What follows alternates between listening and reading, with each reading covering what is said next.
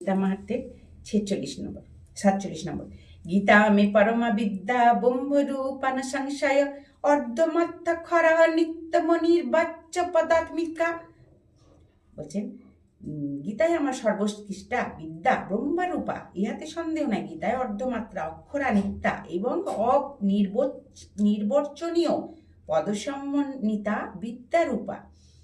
গীতা নামানি বক্ষামি গচ্ছামি সিন্নি পাণ্ডব কীর্তনাথ সর্ব পাপানি বিলয়ং জান্তি তৎক্ষণাৎ।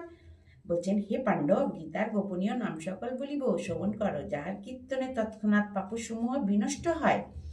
গঙ্গা গীতা চ সাবিত্রী সীতা সত্যা পতিব্রতা ব্রহ্মাবলী ব্রহ্মবিদ্যা ত্রিসন্ধ্যা মুক্তি গৌহিনী।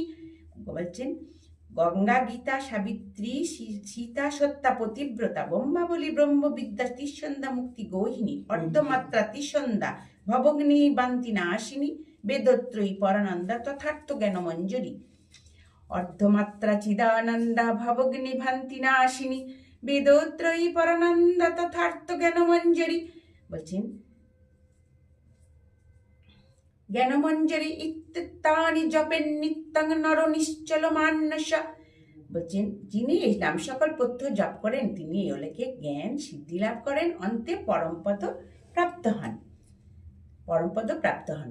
পাঠেহ সমর্থং সম্পূর্ণে তদবর্ধং পাঠমাচরেত তদা গদানজ্জং পুণ্যং লভ্যতে নাত্র সংশয়।